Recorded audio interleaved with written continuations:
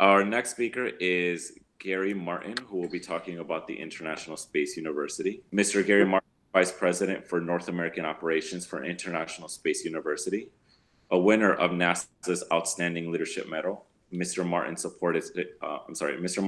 supported space science missions, technology development and transfer, and human spaceflight. He also led strategic planning at NASA's first space architect. As senior advisor to the Luxembourg Ministry of Economy, he contributed to the establishment of the Luxembourg Space Agency and the European Space Resources Innovation Center. Mr. Martin holds a master's in mechanical and astronomical engineering from George Washington University and bachelor's degrees in physics, applied mathematics, and anthropology from Virginia Commonwealth University and Colorado State University. Mr. Gary Martin, you have the screen. So, as Michael said, and as the introduction, thank you for the very nice introduction, Leo. I really appreciate it. So I worked at NASA for a very long time and had always heard about the International Space University. And when I was in a position at NASA headquarters as the head for strategy, working in the administrator's office, we needed lots of information. This was about 20 years ago. And we needed lots of information about what other people were planning for exploration, because actually, kind of secretly, we were planning to go back to the moon and Mars. This is before the vision for space exploration. And we weren't allowed to talk about it in front of people. So I would get people to try to get me information. And they were able to get me information from all over the world about the status, and the people who were on my staff who were part of the International Space University network were the ones doing that. And I was just so impressed that they could do that. And I would have to go through all kinds of channels. They could get me the kind of information that I needed. So I got very interested in that. Thank you, Mike. Oh, God, I'm so glad. Well, we can go pretty quick because it really doesn't last for about 15 minutes.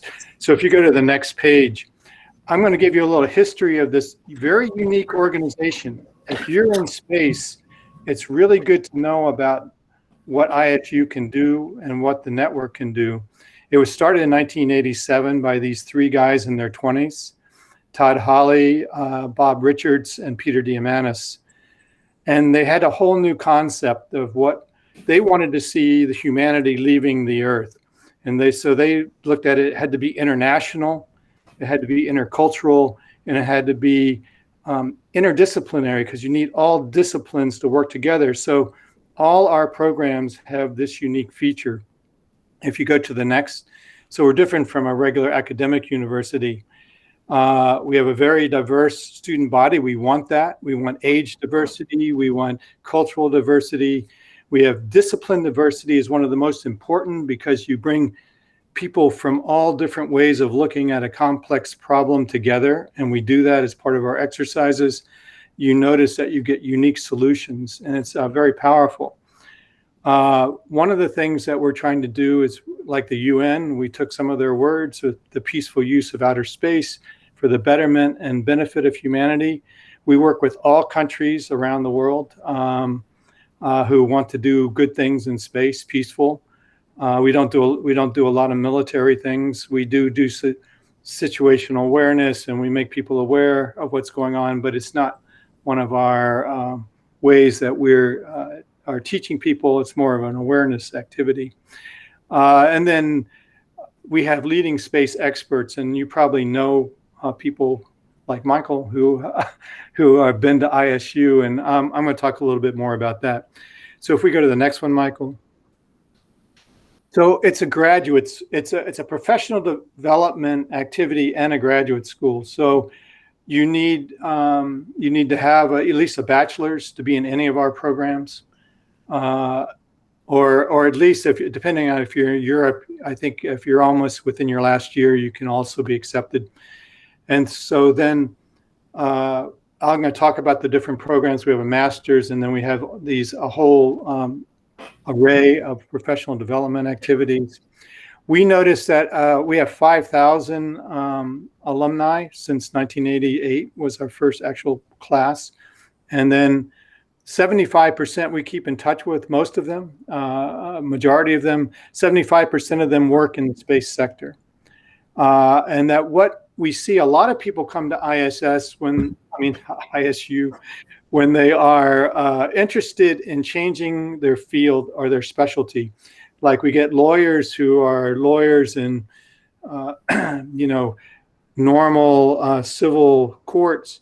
They want to do space law. They come to ISU and they learn a holistic look at everything going on in space, everything from astrophysics to science fiction to the outer space treaties to engineering issues and how rockets are made, but at a level that they would be able to understand it enough that they could go to a deep dive when they needed to.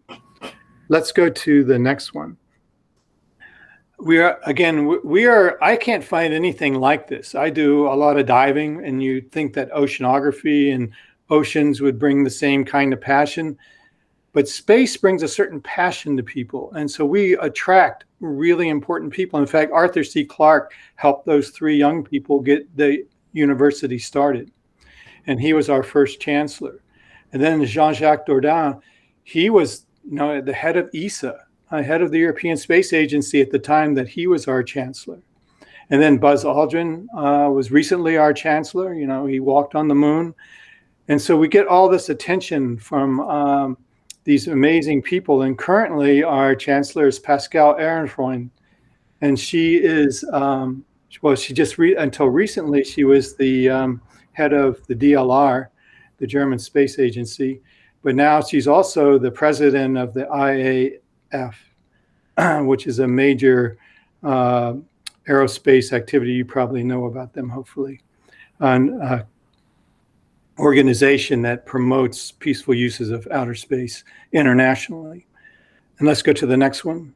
The unique thing about our organization is that we have this global faculty. So we have people from all over the world, and they're people who are doing work.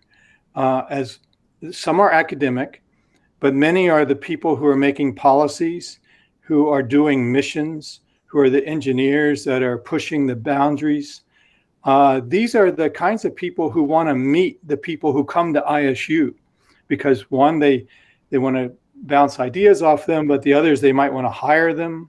A lot of corporations and space agencies take a lot of interest in what we're doing at ISU, and they come and they teach as well as interact with our students and actually support some of our study activities. And so we have this kind of international faculty that we pull from for the different programs I'll tell you about. And each program is unique, other than it has certain aspects that are the same, and I'll talk a little bit about that.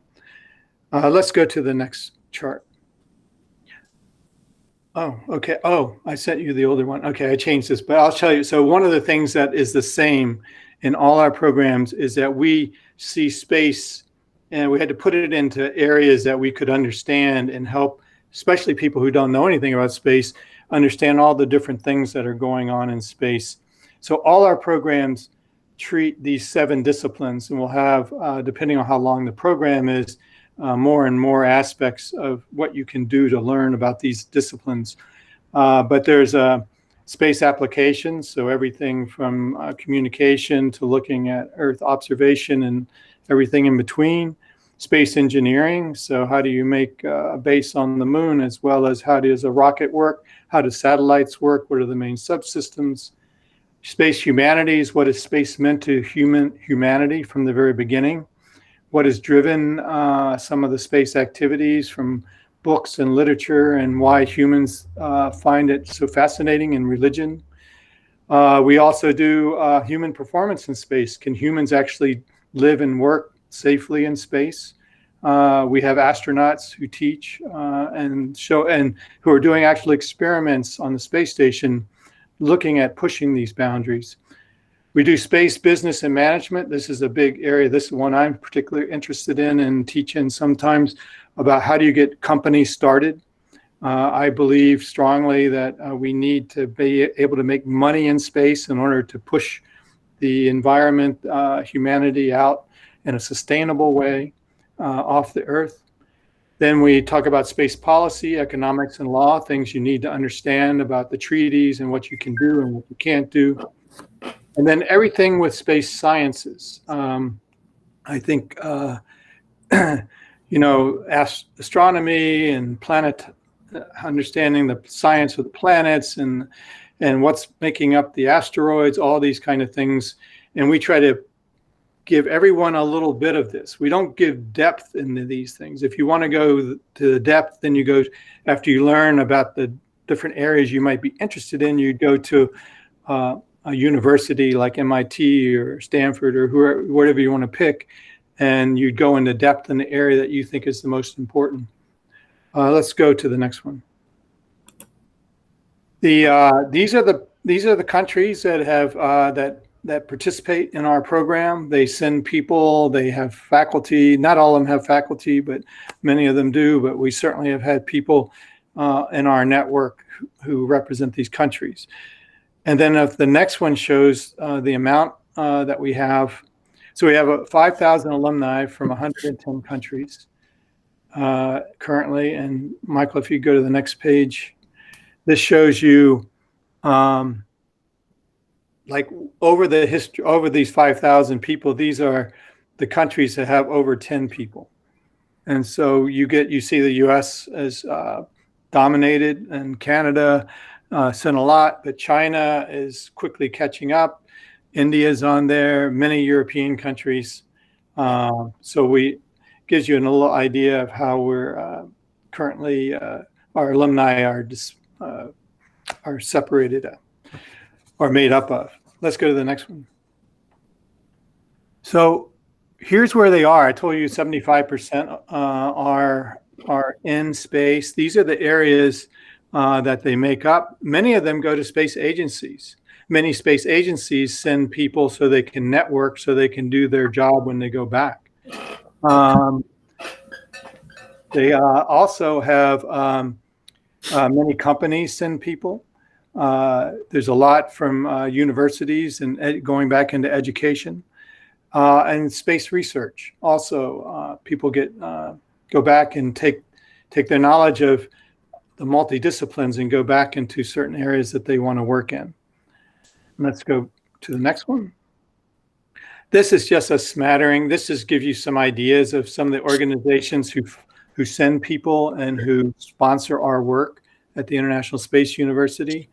You can see many space agencies because they want their people to know other people that are doing things in space so that they can do cooperative activities afterwards. Then the companies themselves are working with us. Let's go to the next one. Kiara. What was that? Sorry. Okay. I want to talk a little bit about the impact we've had on worldwide space, but it's really hard to do in a short period of time. But for instance, six of our alumni are heads of agencies or have been heads of agencies. And these are our 6 alumni there. In fact, our most recent one, Enrico, has just become the head of the Australian Space Agency. He left, I'm not sure, I forgot what company he was with, but in California. Anyway, let's go to the next one. We've had 3 alumni astronauts. Jim Newman and Jessica Meir just came back, and the only Korean astronaut, Soyeon Yi.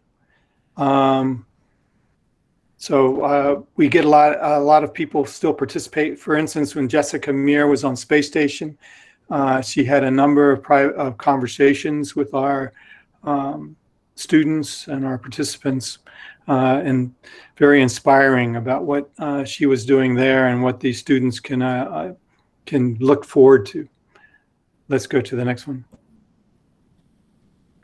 Also, we've been tracking the startups that come out of space. In fact, I was in a number of our programs where people started talking about companies there and then went on to start their company after they left the ISU educational program.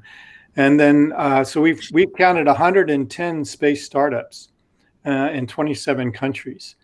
And I actually had charts that show all of them, but it's kind of boring to look at them all. But these are just some of the ones that we had good pictures for that you might be aware of, especially Planet Labs, I think in the USA, you probably heard about it. Let's go to the next one. These, what we started recently is because we were getting so many, and it's because new space and new companies are so important to the future of space. The campus in Strasbourg, our central campus, has become a incubator, and it works with the ESA BICs, the business incubation centers, and with funds from CNES to help these new companies get started. So this is a new area. So if you're interested in starting a company, not only would you get a lot of ideas from being part of our program, you'd meet a lot of people who have started companies because they come and teach, but they also, you would even have a chance of being part of our incubator. Let's go to the next one. So here are our major programs. The oldest program, that was the first one that we started, was called the Space Studies Program. It's a 9-week program. We have it in a different location around the Earth every year. Then there's a smaller version of the Space Studies Program that we do every year in the same place at the University of South Australia in Adelaide. And it's a 5-week program. It's always in January and February. We have a year-long master's program, so you stay for a whole year. I'll show you a little bit of the content of that program, and with a second-year thesis option. And then we go around and we have executive space courses anywhere from 3 days to 5 days. And these are usually asked for by different companies, for instance, we do, or governments, like in Canberra in Australia, we did the year before last. We have it in Seattle every year, and we have it in Strasbourg every year. And then we do, the University of South Australia gives a graduate certificate in space studies from our graduates, people who've gone through our courses, if you want to sign up for that. And then we have a program that we teach at the Florida Institute of Technology and at Kennedy Space Center called the Commercial Space Program, if you're really interested in starting your own business and just want to concentrate on that aspect. Let's go to the next one. So this is a little bit about what we're going to do this year for the SSP, because of COVID is a little bit different. Like I say, we go to a different place every year. But because of COVID and limitations on how many people you could put in one spot, because we usually have 120 participants, we're going to do a piece of it in France, in Strasbourg, and a piece of it in Granada, Spain. And what's not on this is a piece of it will be virtual. So there'll be 3 pieces to this year's Space Studies Program. And I'll be the director of the one in Strasbourg this summer. And then, so come and see me. Anyway, let's go to the next one. So the people who go to the Space Studies Program, just so that you know, it's not just engineers, but you can see there's a lot of them, and we would rather it be a little bit better, more spread out in the disciplines. But you see, we get lawyers, policy and law, we get life sciences, we get people from the humanities. I've had a number of people who were performers who have gone on to do space-focused performances after they left the ISU because they got a lot of good ideas from there. And you can see people who are starting companies. Let's go to the next. Am I out of time now? I lost all that time in the beginning. You just tell me when to stop. No, it's okay. Like about 2 more minutes. Okay. What I could do is stop. I'm going to give these charts to you, Michael, and if people want to see them, I'll tell you a little bit about them. These show you how I have a couple that show you how the structure of the program is, so you get an idea of that. I would go, these are the team projects we work on, many of them sponsored. often by NASA or another space agency or corporation. Keep going. This just shows you what our team projects come up. These are the places we've been around the world for the space studies. This is the one in Adelaide. A little bit more information on it. Let's go. This is where the masters. That is our building in Strasbourg that was given to us by the part of France, the Alsatian region. Let's go to the next. That shows you what the mission, the masters looks like. I'm sorry, I don't have time to go through all these because I lost all that time. Let's go to the next one. Let's just walk through and I'll just tell you what they are so you can look. This shows you some of our facilities in Strasbourg, radio astronomy. Then we've got concurrent engineering. Let's go to the next. This we also have we do the ground station for all the university ground stations. Let's go. And then we actually have built things. We built a self-deployable habitat that's in our high bay for different kinds of studies. Let's go to the next. We actually have a Russian capsule, real space hardware that's in the high bay also. Let's go next. And then we're doing some small experiments. Our students are doing experiments on the space station. This explains a little bit of that. And then we're all over social media. And then, so you get lots of links here when you get this presentation. And the last one shows there's lots of extra financial, depending on what country you're in. Some countries support our students quite a bit. Others, it's a little bit more difficult to get the financial help. And so hopefully that you find it interesting. Please get in touch with me if you have anything that you would want more information on. And I apologize. I still I haven't ever had that problem with meets before. I don't know. This is set up. Or I just haven't done it in a while. I've been doing Zoom and got lost a lot of important time. No. Do you have a question or do you even have time for questions? No, it's okay. I don't think that we have any questions, but we do have Inara who does want to put together a youth summer camp. And I'm not sure if you have any thoughts on those.